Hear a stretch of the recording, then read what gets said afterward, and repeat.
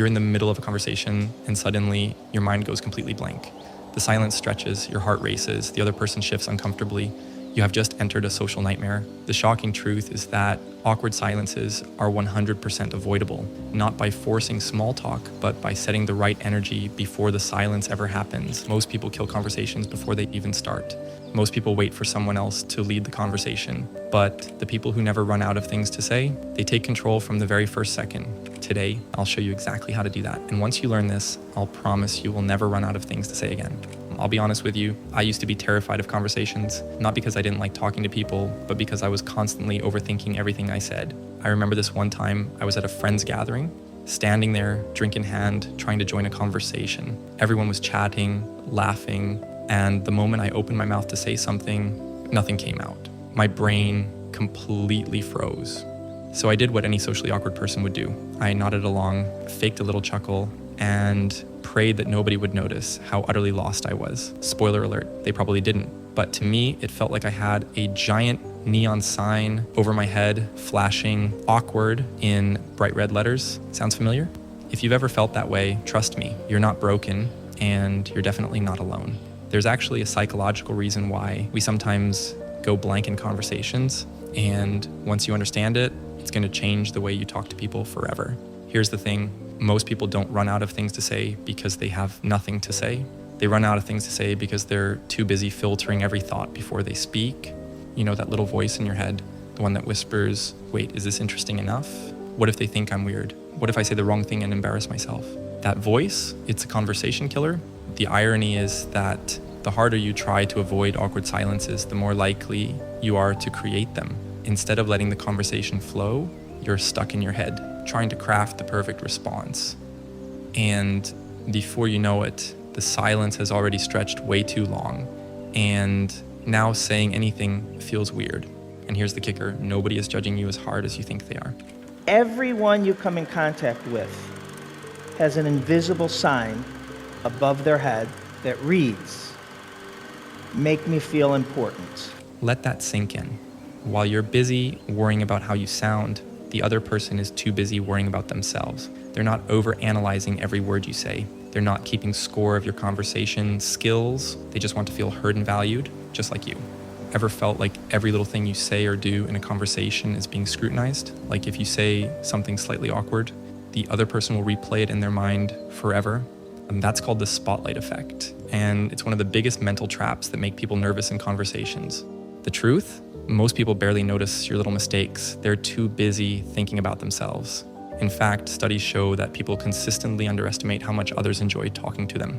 In other words, you probably make a better impression than you think. So the next time you catch yourself worrying about what to say, remember they're not analyzing your words like you are. And let me tell you a secret that changed the way I talk to people. Most people love talking about themselves. It's not arrogance, it's just human nature. Studies show that talking about yourself activates the same reward centers in the brain as eating good food or even getting a cash reward. That's why some of the best conversationalists aren't necessarily the funniest or the most charismatic. They're just really good at making other people feel important. The greatest gift you can give anyone is the gift of your attention. Think about it.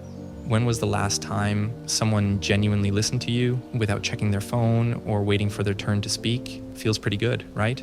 If you want to never run out of things to say, shift your focus away from yourself. Instead of worrying about sounding interesting, focus on making the other person feel interesting. Ask about their experiences, their thoughts, their passions. People will walk away from the conversation thinking, wow, I really enjoyed talking to them, even if you barely talked at all. And guess what? When they feel good talking to you, they'll want to keep the conversation going. No awkward silences, no running out of things to say, just a natural, effortless flow. Interested? Perhaps. Hungry? Starving. Leaving? Now? Okay. So now that you know why conversations sometimes feel awkward, let's talk about how to fix it. Because knowing the problem isn't enough, you need a game plan. And I've got one that's practically foolproof. In the next section, I'll show you a simple, powerful framework that guarantees you'll always have something to say, whether you're talking to a stranger, a coworker, or even someone you're nervous around. And trust me, Once you start using this, awkward silences will be a thing of the past. There's a framework that great conversationalists use without even realizing it. It's a secret method, and in just a second, I'll show you exactly how it works and how you can use it to effortlessly keep any conversation flowing. Have you ever been in a conversation where things start off great, but then suddenly you hit a dead end? That moment when the other person gives a short answer, awkwardly looks around, and you scramble to think of something, anything, to keep the conversation alive. I've been there more times than I can count. But here's the good news. There's a simple conversation hack that acts like a cheat code for never running out of things to say. It's called the F.O.R.D method, and once you get the hang of it, you'll have endless ways to keep a conversation flowing naturally. So what is the F.O.R.D method? No, I'm not talking about the car company. These are 4 universal topics that almost everyone has something to say about. If you ever find yourself struggling to keep a conversation going, just think F.O.R.D, family. Are they married? Do they have kids? How old are they? Occupation, what do they do for a living? Recreation, what's their hobbies? What do they do for fun? Dreams, what's their long-term goals? What's on their bucket list? At first glance, it sounds simple, right? And that's because it is. It works. After having a conversation with someone, you have to know 2 or more things of their F.O.R.D. When you leave a conversation knowing at least 2 of these things, you've just built a genuine connection. However, there's a catch. You have to use F.O.R.D correctly. Otherwise, you risk making the conversation feel like a job interview. And trust me, that's not what you want. All right, before you go out and start using F.O.R.D on everyone you meet, there's something you need to know. And this method can backfire. I made a huge mistake when I first tried it, and let me tell you, it was painful. Instead of making the conversation smooth and natural, I turned it into a weird job interview. And if you're not careful, you might do the same, but don't worry. I'll tell you exactly how to avoid this mistake in just a second. Let's say you're at a party, you meet someone new, and since you just learned about F.O.R.D, you decide to test it out. You start by asking, so what do you do for work? They answer, I'm a software engineer. Then instead of following up on that, you jump straight into, oh cool, any hobbies outside of work? They shrug and say, not really, just watching Netflix. So trying to keep things alive, you ask, seen any good movies recently?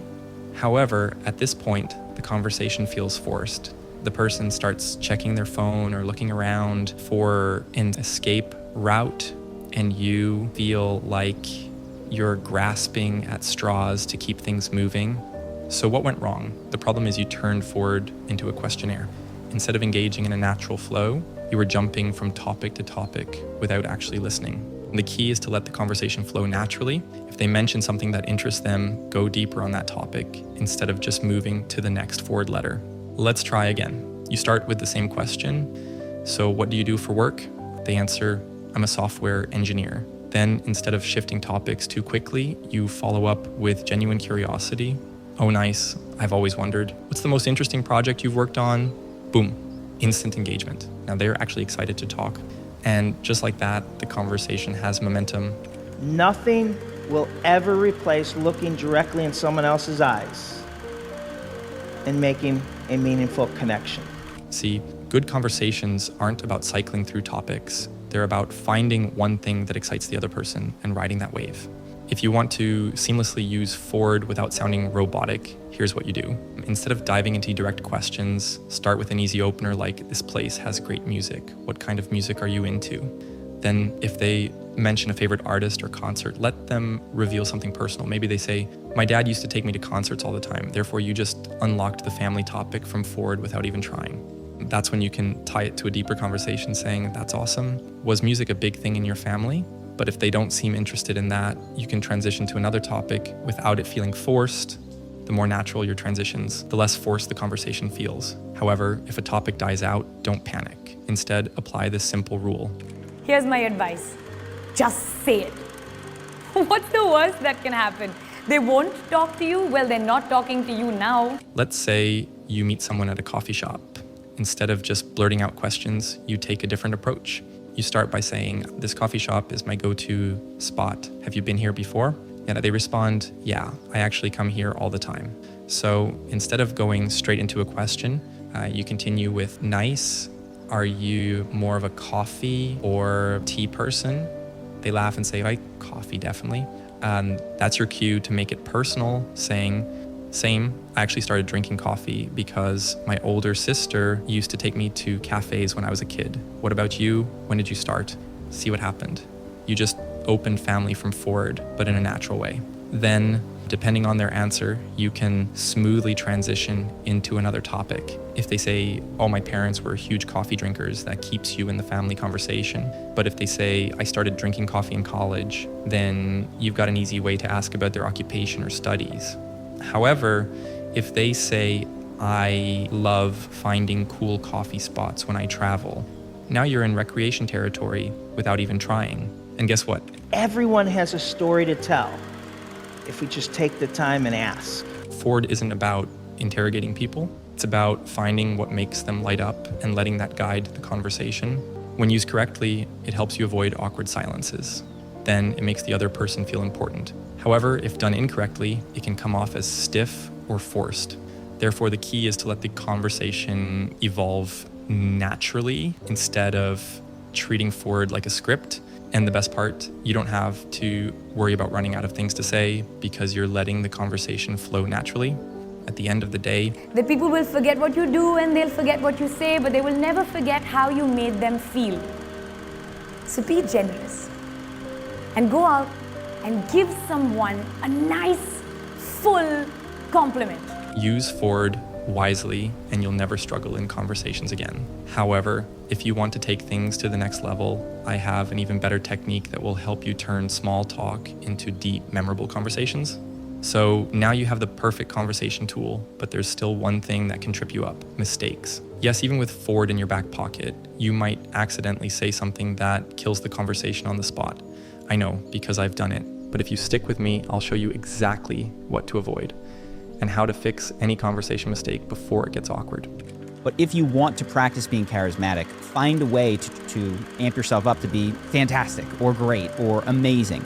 That immediately sets the conversation off on a stronger foot. Let's be real. At some point, we've all crashed and burned in a conversation.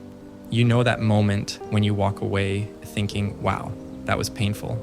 Maybe the other person was bored to death, maybe you talked too much, or maybe the convo went from 0 to way too personal in 30 seconds flat. It happens. But the good news, you never have to make these mistakes again. I've made every single one of them. So trust me when I say, I know what not to do. But instead of letting them haunt you, let's laugh at them, fix them, and make sure you never run out of things to say again. When you're first interacting with someone, a great way to be a conversational leader is to set the vibe a level higher than you need to. 1, firing too many questions, too fast. I used to think that asking a lot of questions made me a great conversationalist, keeping things moving, showing interest. Wrong. Instead, I accidentally turned into an FBI interrogator. What do you do? Where are you from? Do you like it here? What are your hobbies? Do you have pets? And the other person just nodded awkwardly, probably wondering if they should call a lawyer. The problem wasn't the questions, it was the machine gun pace. Instead of a fun chat, it felt like I was reading from a survey form. The other person started giving short, uninspired answers, and before I knew it, conversation dead. So how do you fix this? Talk like a normal human, ask a question, but respond before moving on. If they say, I love traveling, don't just jump to the next question, react. Oh, nice. What's the best place you've been to? That way, it's a conversation, not an interrogation.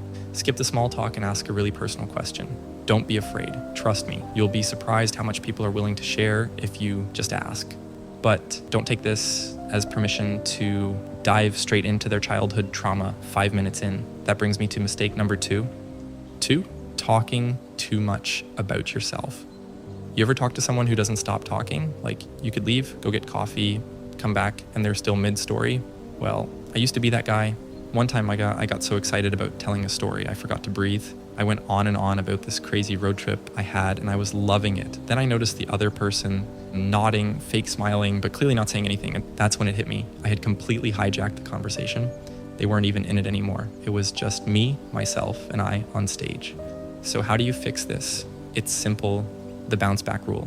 Whenever you finish a story, pass the ball back. If I tell a travel story, I end with, have you ever done a big trip like that? This keeps it balanced and invites the other person to share. If you ever catch yourself monologuing, just call yourself out. Wait, I'm talking too much. What about you? People actually appreciate that. And hey, if you really want to be confident in conversations, here's a reminder. Real confidence comes from your actual actions, from the things you've accomplished. Talking about yourself less actually makes you more likable. Weird, right? 3, jumping between topics like a maniac. If you've ever panicked in a conversation, you know this move. You try a topic, get a short answer, panic, and immediately jump to a totally different topic. So, do you watch Netflix? Yeah, sometimes. Cool. So do you like sports? Not really? Okay. Have you traveled anywhere? Before you know it, you're speedrunning through every possible conversation topic like it's an exam question sheet and the other person is confused as hell. I used to do this a lot, especially when I was nervous. But then I realized good conversations aren't about jumping around. They're about sticking with one topic long enough to actually explore it. If you ask about travel and they say, yeah, I went to Japan last year, don't immediately move on. Instead, dive deeper. Oh wow, what was the best part of that trip? If that runs out, then transition naturally. Speaking of Japan, have you ever tried making sushi at home?